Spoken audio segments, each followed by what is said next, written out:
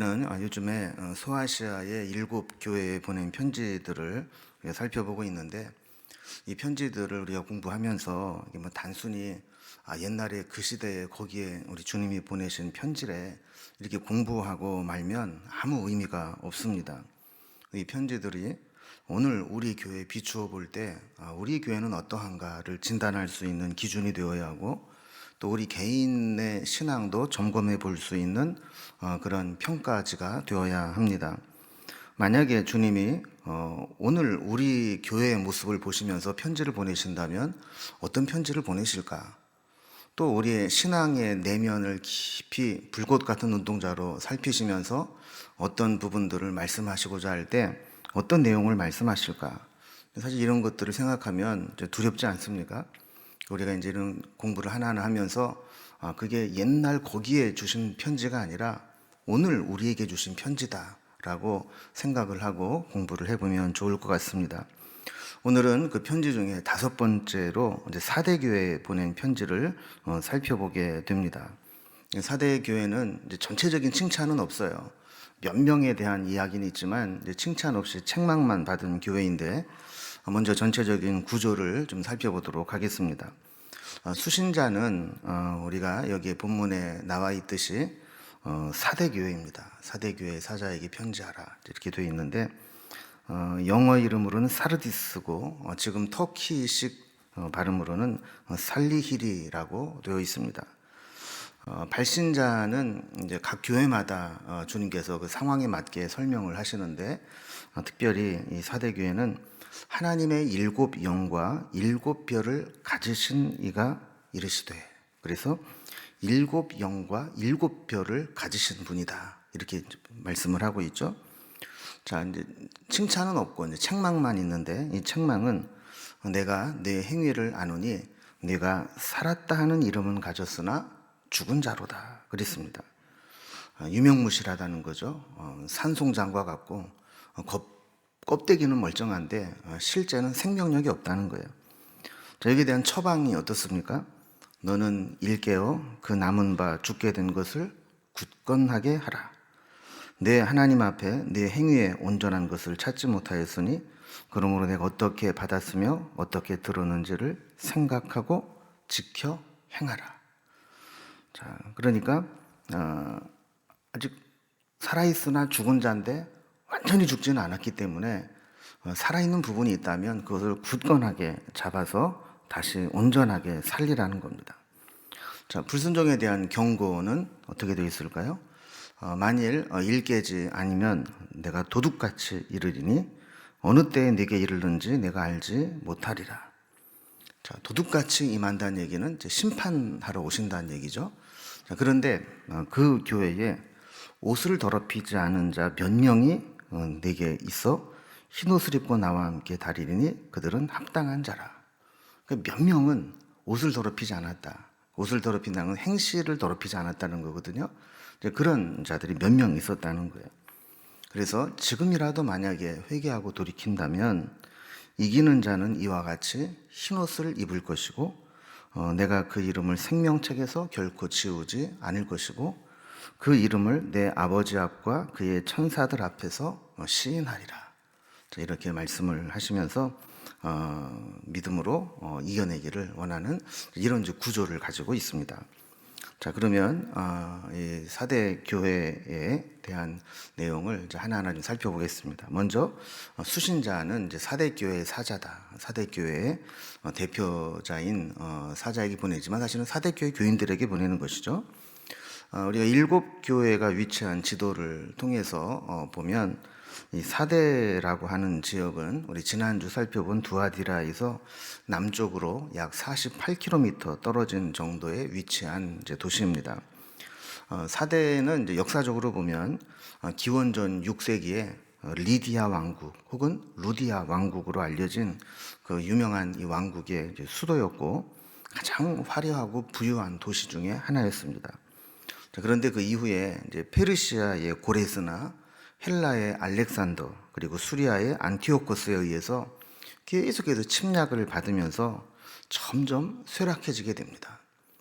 이따도 살펴보겠지만 거기에는 금이 많이 나오고 부유한 도시다 보니까 또 지리적으로도 아주 천연 요새다 보니까 그걸 탐내는 사람들이 많았어요.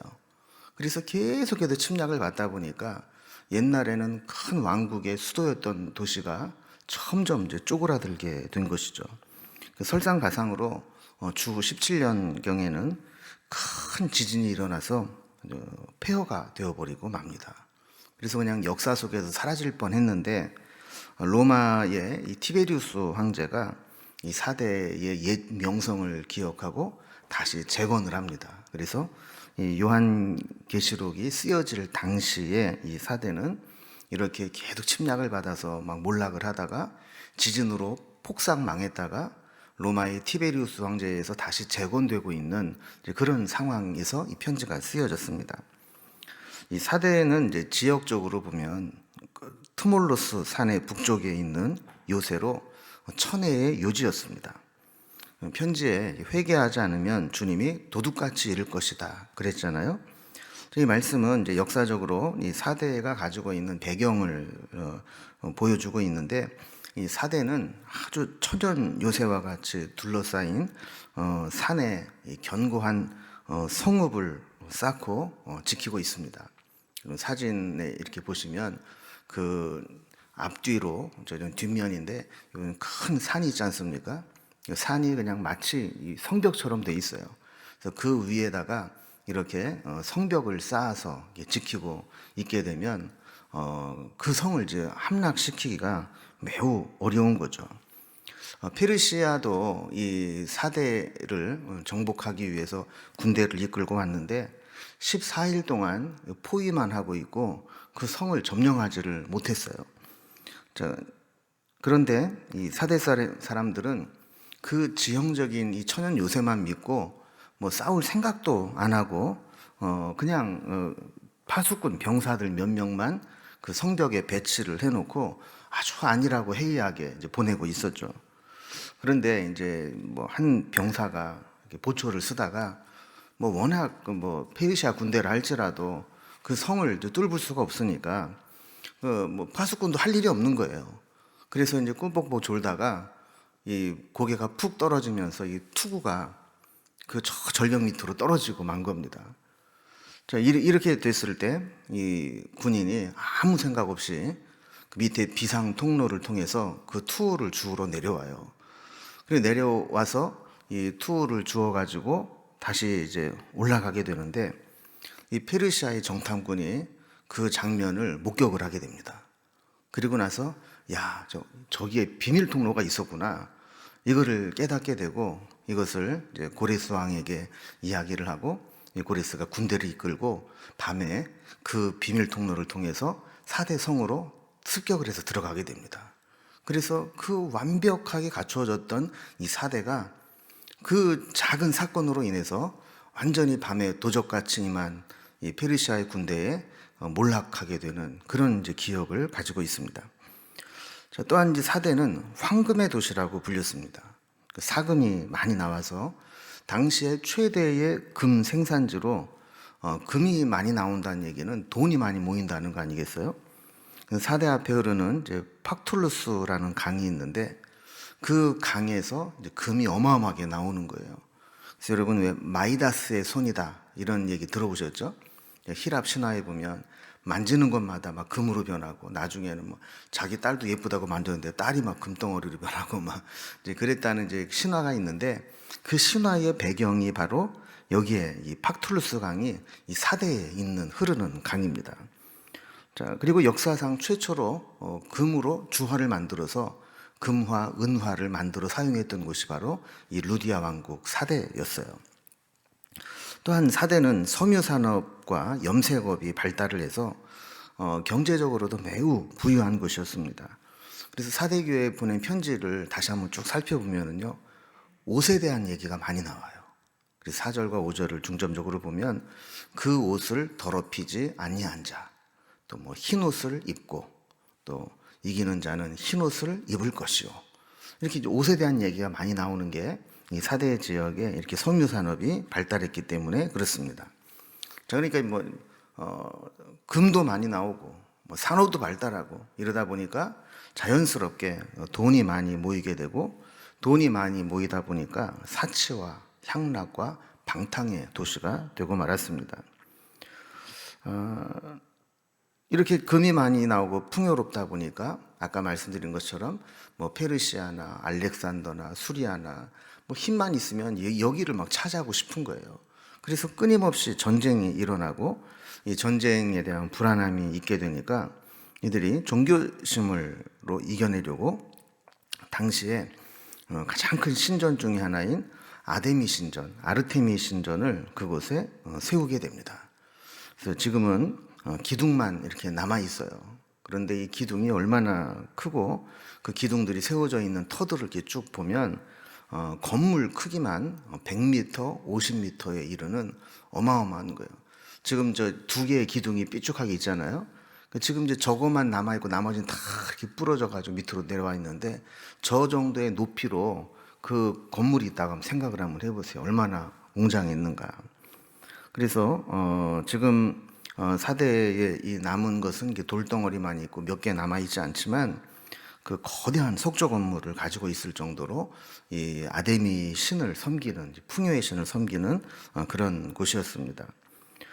사대도 그 황제 숭배를 위해서 황제 신전을 유치하려고 했는데 실패를 했다 그래요. 그래서 이 아데미 신전만 세웠는데 당시에 이 유적만 남은 유적만 봐도 이 얼마나 웅장했는가 하는 것을 알게 되죠. 자, 근데 이런 곳에 교회가 세워졌습니다. 사대 교회가 세워졌는데 이 아데미 신전 옆에 아주 초라하게 여러분 보면 이제 그 빨간색 벽돌로 되어 있는 거 있잖아요. 그게 이제 교회의 터예요.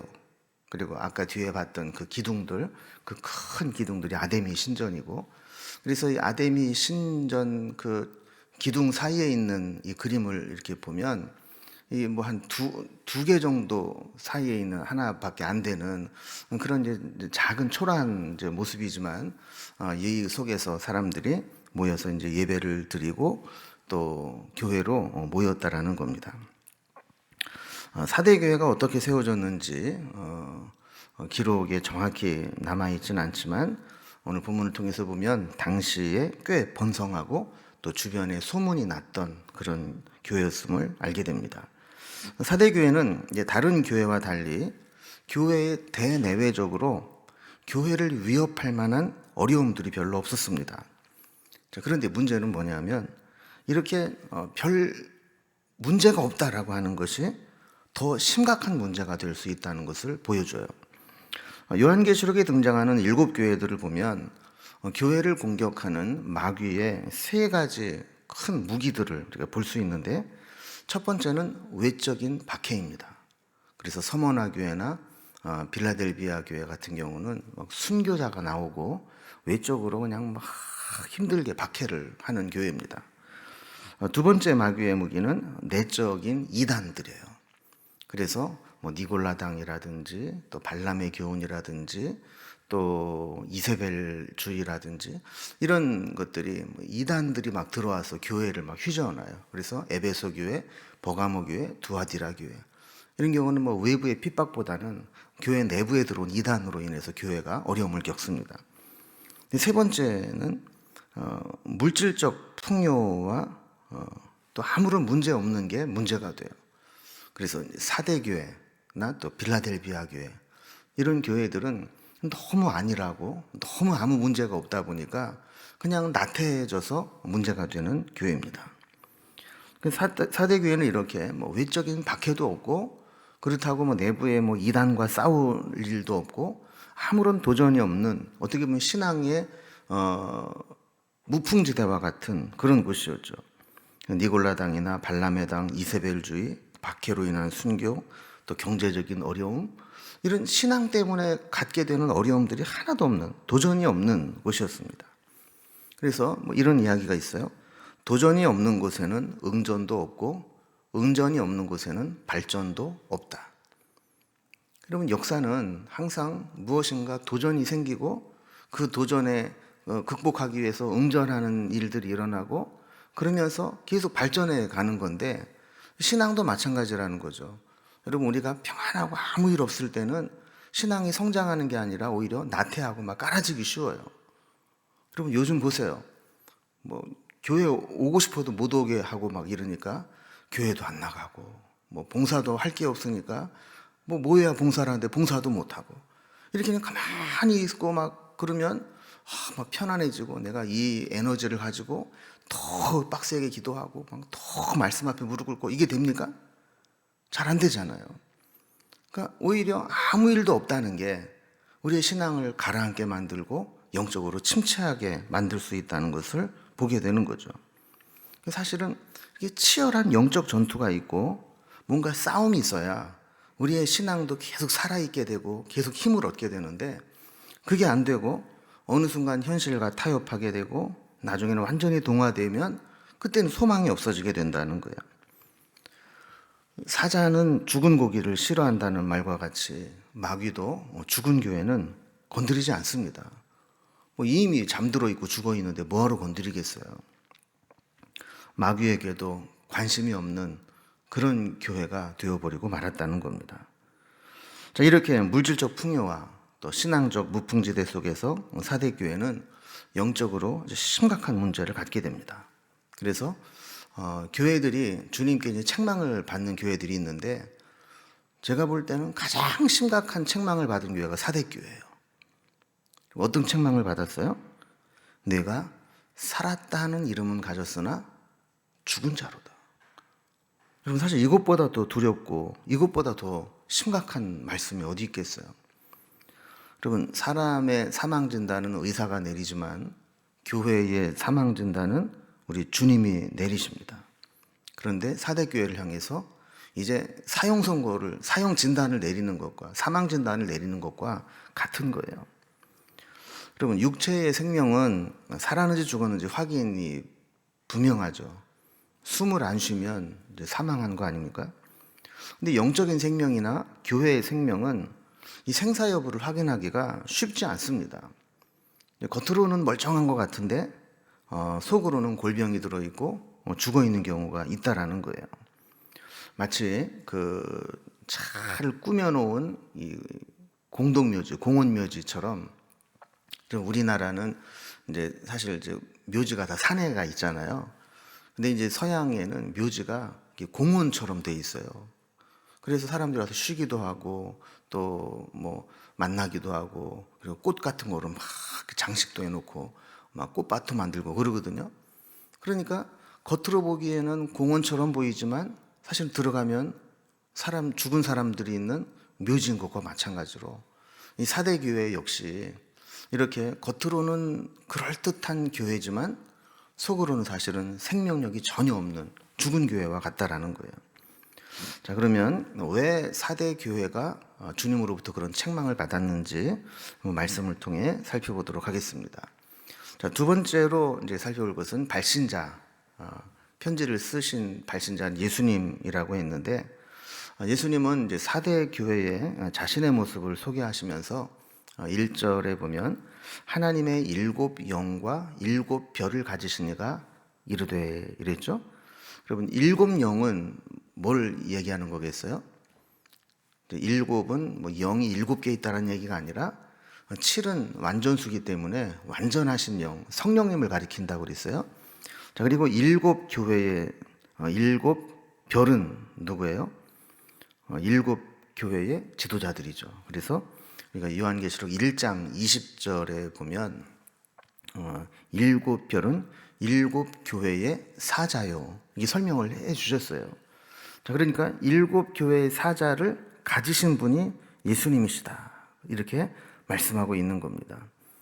여러분, 예수님을 소개하시면서 내가 7 영과 7 별을 가지고 있는 자다라고 말씀하신 것은, 지금 사대교회의 가장 큰 문제는 성령이 역사하심이 없고 교회 지도자들의 문제가 심각하다는 겁니다. 그럼 이거는 반대로 말하면 지금 죽어가는 사대교회를 살릴 수 있는 도구, 무기를 주님이 지금 가지고 계시는데, 그게 뭐냐면 성령의 역사하심과 주의 종들을 회복하시는 거라는 거예요. 여러분, 사실 모든 생명체는 서서히 죽어갑니다. 출생을 하면서 성장을 하다가 어느 성장의 피크를 찍고 나면 노화 현상이 일어나고 그러면서 서서히 이제 죽어가는 겁니다. 교회도 마찬가지죠. 교회도 처음에 막 으쌰으쌰하면서 시작이 되지만 교회도 그냥 내버려 두면 서서히 변질되고 서서히 죽어가게 돼 있어요. 그러니까 교회는 그 교회 자체만으로는 생명력이 만들어지지 않아요. 여러분 보세요. 교회에 모이는 사람, 그리고 사람들이 만든 제도, 그리고 사람들이 만든 조직, 건물, 그들이 하는 행사, 사업, 여러분 이런 것들은 시간이 가면 갈수록 변질되고 껍데기만 남아서 생명력이 없는 것들로 남아있기가 쉬워요. 여기에 생명력을 불어넣을 수 있는 것이 뭡니까? 성령의 능력입니다. 비록 사람들이 만든 모임이고 사람들이 모이는 모임이고 사람들이 하는 행사고 사람들이 지은 건물이고 조직이지만 그 속에 끊임없이 성령께서 역사하시고 성령께서 새 힘을 불어넣어 주실 때 교회는 생명력이 유지되는 거예요. 그 교회에 이 성령께서 역사하지 않으시면 교회는 시간이 가면 갈수록 죽어가는 교회가 될 수밖에 없는 거죠. 사대교회는 성령의 능력이 없었다는 거예요. 더 이상 성령이 역사하지 않는 교회가 되어버렸다는 거예요. 그래서 교회가 죽어가고 있는데도 불구하고 내가 지금 죽어가고 있는 교회인지도 모르고 지금 있었다라는 거죠. 또 교회를 살릴 수 있는 두 번째가 뭐라고 그랬어요? 주의 종들이에요. 주님은 응급 환자를 찾아가서 그 응급 환자를 살리기 위해서 치유하는 의사와 같은데 그 치료하는 도구가 첫 번째가 성령이고 두 번째가 주의 종들이라 그랬어요. 오늘날로 말하면 목사와 장로와 교회 지도자들이에요. 여러분 교회에는 교회 지도자들이 살아나야 됩니다. 이들이 성령께 붙잡힌 바 되어야 합니다. 그래서 주님이 마지막 때에 하나님의 7영과 7뼈를 가지시고 이 교회를 다시 한번 살리실 수 있도록 우리 교회가 성령이 역사하는 교회, 주의 종들이 깨어 다시 한번 주님 앞에 서는 교회, 그 교회가 되어야 된다는 겁니다.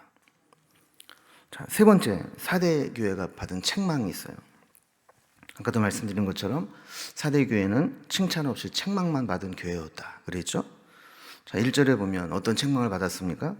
내가 살았다 하는 이름은 가졌으나 죽은 자로다 그랬어요.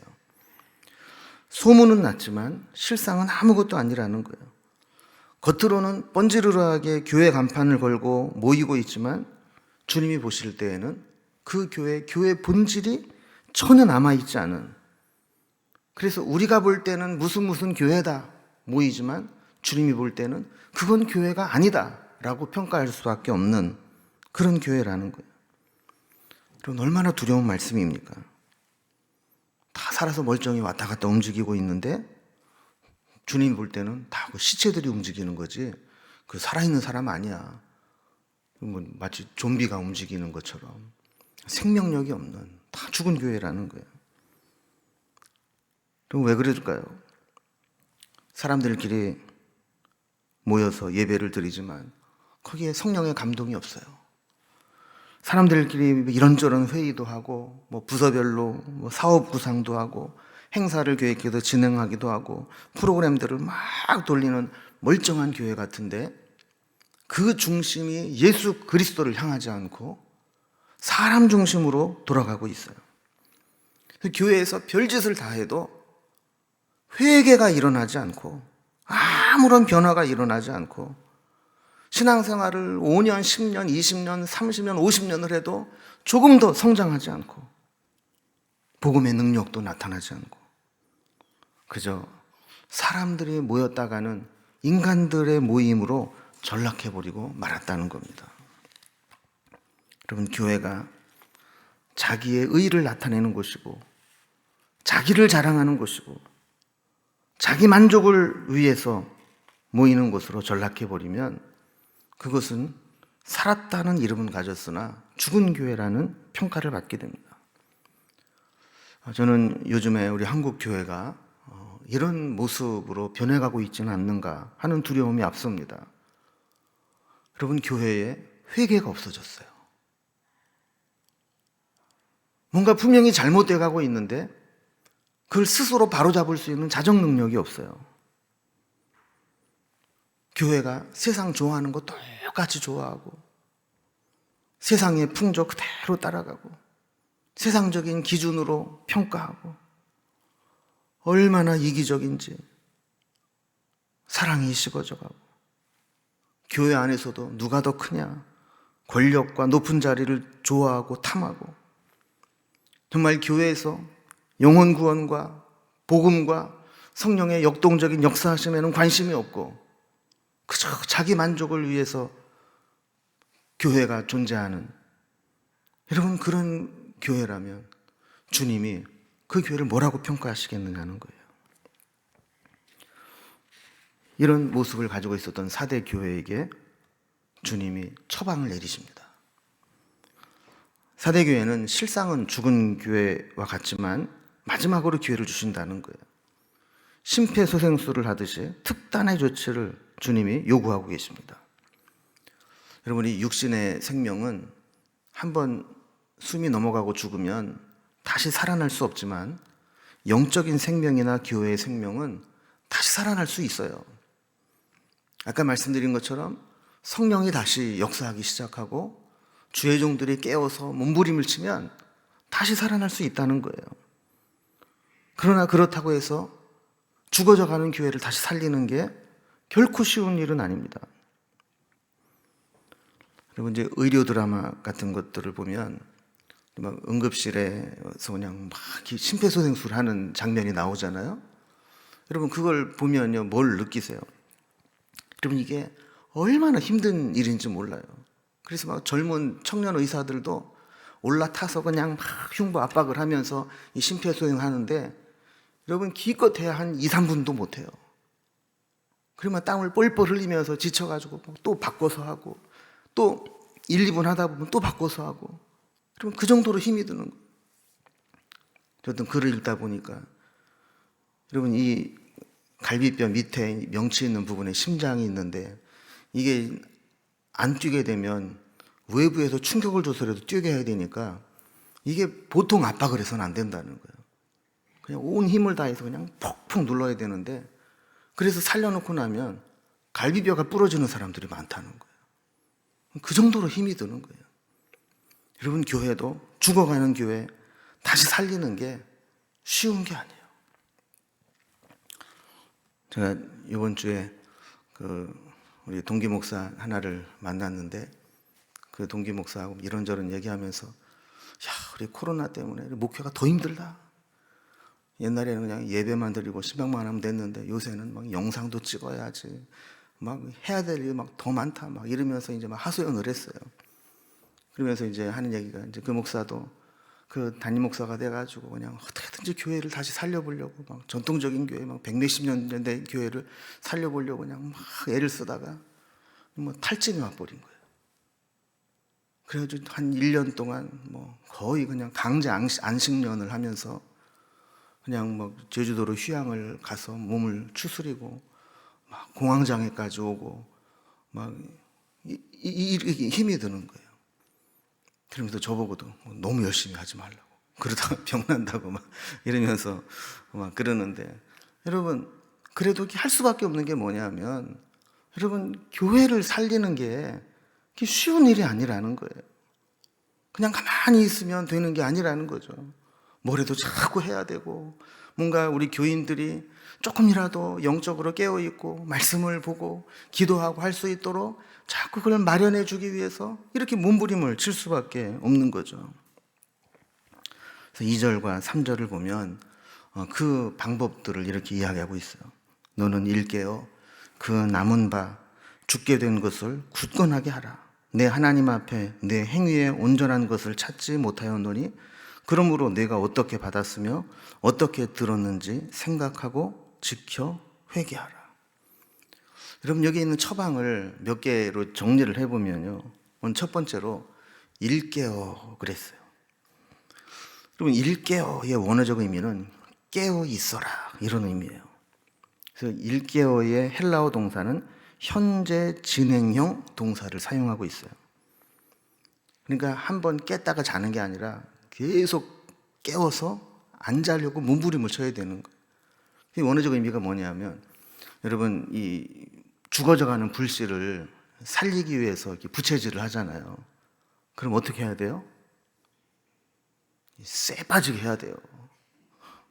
하다가 팔 아프다고 쉬면은 그냥 다시 꺼져버려요. 그러니까 그냥 계속해서 불이 완전히 살아날 때까지 계속해서 쉬지 말고 이거를 붙여야 돼요. 그 일깨우라는 말이 뭐냐면 바로 그런 거예요. 다시 죽어져가는 불씨를 일으켜야 되는데, 그럼 조금 하고 힘들다고 포기해서는 안 된다는 거예요. 불이 완전히 붙어 살아날 때까지 계속 깨어 있어야 된다는 겁니다. 두 번째, 죽게 된 것을 굳건하게 하라. 그럼 지금 사대교회는 산소호흡기를 끼고 있는 것과 같아요.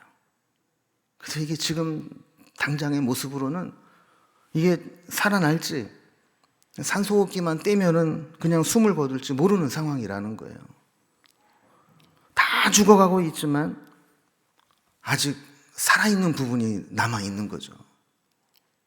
심장이 아직도 의식도 없고 다 죽은 것 같은데 아직 심장이 약하게 뛰고 있어요. 그럼 어떻게 해야 됩니까? 이거를 굳건하게 힘을 줘서 살아날 수 있도록 해야 된다는 겁니다. 사대교회도 다 죽어가고 있지만 지금 마지막 남은 불씨가 있는데 그것을 굳건하게 하라는 겁니다. 세 번째는 행위에 온전한 것을 찾으라 그랬어요. 껍데기만 붙잡고 겉모양만 살아있는 사대교회가 살아날 수 있는 길은 그 믿음을 증명할 수 있는 행위와 행함을 보이라는 거예요. 행위의 온전함을 찾으라는 얘기는 지금 무사안일한 신앙이 얼마나 위험한 것인가를 깨닫고 신앙의 도전을 이루는 영적인 행위를 회복하라는 겁니다. 여러분, 우리 코로나로 인해서 우리 성도님들의 코로나 감염을 막고 건강을 지키고 또 교회가 사회적으로 지탄받지 않도록 하기 위해서 우리가 어쩔 수 없이 온라인으로 예배를 드리고 예배하러 오는 모임을 자제하고 있지만, 여러분, 언젠가 우리가 이 일이 끝나고 나면 다시 우리의 행위로 우리의 신앙의 열정을 보여야 될 때가 오는 거예요. 다시 예배하는 자리에 열심히 모이고, 우리가 마스크 벗고 모일 수 있으면 기도하는 자리에 모여서 열심히 다시 기도해야 되고, 말씀 앞에 서고 영적인 갈급함과 사모함으로 은혜 받기 위해서 막 몸부림치고 주신 말씀을 붙잡고 순종하면서 그 말씀대로 살려고 애쓰고 우리의 행위로 이렇게 온전한 것을 찾기 위해서 하나님 앞에 서야 되는 일이 필요한 겁니다. 아까 말씀드린 것처럼 이 심폐소생술하는 거, 이게 쉬운 일이 아니듯이, 여러분, 우리의 잠자는 영혼, 지금 나태해진 영혼, 코로나 덕분에 잘 쉬어가고 있잖아요. 우리가 이런 상황 가운데 다시 살리는 게 쉬운 게 아니라는 거예요. 그래서 마지막 네 번째로 생각하고 지켜 회개하라 그랬어요. 생각하라라는 말의 원어적 의미는 기억하라라는 거예요. 그럼 무엇을 우리가 기억해야 될까요? 내가 어떻게 받았으며 어떻게 들었는지. 우리가 뭘 받고 뭘 들었어요? 복음을 받았어요. 말씀을 들었어요. 우리가 복음을 받고 말씀을 받은 것, 이 복음의 본질, 이것을 다시 기억하고 생각하라는 거예요.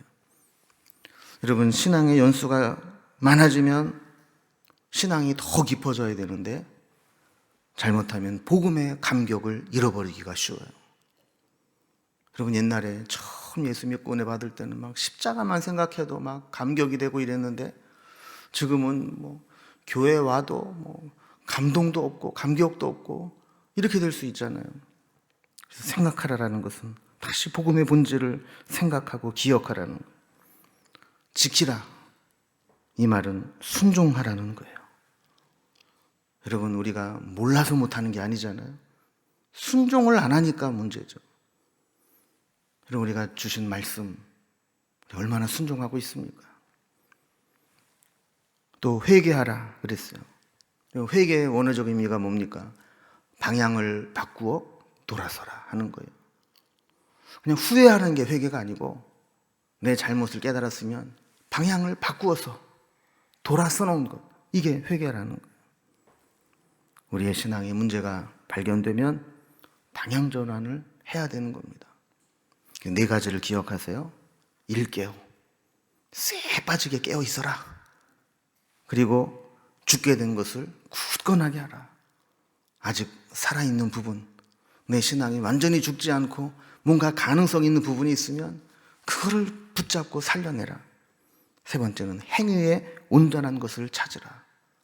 머리로만, 마음으로만 믿는 게 아니라 신앙이 회복되도록, 살아나도록 우리의 몸으로, 우리의 행위로, 행함으로 그것을 찾으라는. 그리고 우리가 받았던 복음의 은혜, 말씀 생각하고 지켜 회개하라. 여러분, 그럼에도 불구하고 마지막 기회를 놓치면 어떻게 되는가? 불순종에 대한 경고를 우리에게 주고 있습니다. 그럼 불순종에 대한 경고가 뭐예요? 책망에 이어서 이런 처방의 말씀까지 주셨는데 이 마지막 기회를 놓치면 기회가 없어요. 이제 산소호흡기를 떼는 것과 같아요. 그래서 주님은 경고의 말씀을 주시면서 네가 이래도 안 할래? 그러면서 이 주님의 처방을 우리가 지키도록 경고하시는 게. 그래서 3절, 4절 보면 너 만일 일깨지 아니하면 내가 도둑같이 이르리니 어느 때에 내가 이르는지 내가 알지 못하리라. 그러나 사대에 그 옷을 더럽히지 아니한 자 몇 명이 내게 있어 흰 옷을 입고 나와 함께 다니리니 그들은 합당한 자인 연고라 그랬어요. 자, 아까도 얼핏 설명을 드렸듯이 여러분, 주님의 마지막 기회를 놓치면 주님이 도둑같이 임한다 그랬어요. 도둑같이 임하는 건 심판을 받게 될 것이다라는 거예요. 그럼 아까 살펴본 것처럼 사대에 도둑같이 임한다는 게 얼마나 섬뜩한 일인지 그들은 알고 있다고 그랬죠. 아무리 천연 요새로 난공불락의 성이라 할지라도 다 잠들어 있고 파수꾼이 그 비상 통로를 노출시키면 밤에 도둑이 임하듯이 그 성이 함락당하는 겁니다. 그럼 경고와 더불어 그들이 살 길을 가르쳐 주십니다. 사대교회 교인들이 대부분이 다 죽은 유명무실한 교인들이었지만 그 중에 몇 명은 옷을 더럽히지 아니한 자 몇 명이 있었다 그래요. 마치 소돔과 고모라가 멸망당할 때 의인 5명이 없어서 멸망을 당했던 것처럼 그렇게 소수의 의인이라도 있으면 주님은 그를 통해서 다시 회복의 은혜를 베푸시는데 사대교회에는 다행히도 그들의 옷을 더럽히지 않은 몇 명이 남아 있었다라는 겁니다. 그래서 사대교회가 그들을 샘플로, 그들을 모델로 해서 다 나태해지고 다 영적으로 잠자고 다 무사한 일주의로 있는 그 교회 가운데서 열심을 내는 행실을 더럽히지 않은 그 몇 명의 성도들을 보면서 너희들도 그렇게 회복하라라는 겁니다. 자, 그러면 이렇게 회복되는 자에게, 이기는 자에게 어떤 약속을 주셨는가? 주님은 각 교회마다 믿음으로 이기는 자에게 상급을 약속하셨는데 사실은 다 구원에 대한 약속이죠. 사대 교회에는 3가지로 약속을 해주셨어요. 5절 말씀 보면 이기는 자는 이와 같이 흰 옷을 입을 것이요 내가 그 이름을 생명책에서 결코 지우지 아니하고 그 이름을 내 아버지 앞과 그의 천사들 앞에서 시인하리라. 3가지가 있는데 첫 번째, 흰 옷을 입을 것이다 그랬어요. 흰 옷을 입는다는 게 뭐냐면 여러분, 당시에는 어떤 연회에 갈 때 이 토가라고 하는 흰 두루마리를 입고 가야 입장이 가능했어요. 그래서 이 로마 시대 영화 같은 걸 보면 잔치나 연회 같은 게 있을 때 흰 가운 같은 걸 입고 다 참여하잖아요. 이게 바로 거기에 들어갈 수 있는 자격이에요. 그러니까 흰 옷을 입게 된다는 것은 천국 잔치에 들어갈 예복을 주시겠다는 겁니다. 두 번째, 그 이름을 생명책에서 지우지 않겠다 그래요. 생명책은 구원받을 자들의 이름을 기록한 명부 아닙니까? 거기에서 이름을 지우지 않겠다라고 하는 것은 구원과 상급의 확정성과 부동함을 보장한다는 것이죠. 너는 분명해요. 그리고 절대 변하지 않아. 너는 확실히 구원받았어. 이거를 인증해 주신다는 거예요. 세 번째, 그 이름을 아버지 앞과 천사들 앞에서 시인하리라. 그럼 마지막에 우리 주님께서 보장해 주시고 인증해 주신다라는 겁니다. 여러분, 오늘 이제 사대교회에 보낸 편지를 통해서 아까도 서두에 말씀드린 것처럼 사대교회가 이랬었대, 그래서 이런 편지를 썼대, 이렇게 알고 지나면 그건 아무런 의미가 없는 거예요. 여러분, 우리도 신앙이 겉으로는 멀쩡한데 속은 굶어 죽어가는 신앙은 아닌지, 여러분, 우리의 신앙을 내 기준으로 보지 말고 주님의 평가 기준으로 한번 우리의 모습을 냉철하게 돌아볼 수 있기를 바랍니다. 정말 우리는 살아 역사하는 그런 신앙이고 교회인지, 아니면 겉으로는 뭐 다 부족함 없이 다 하는 것 같은데 실제로는 주님과의 관계가 끊어지고 죽어가는 신앙인지 한번 돌아보면서 우리의 신앙이 회복되는 은혜가 있기를 주님의 이름으로 기원합니다. 기도하겠습니다.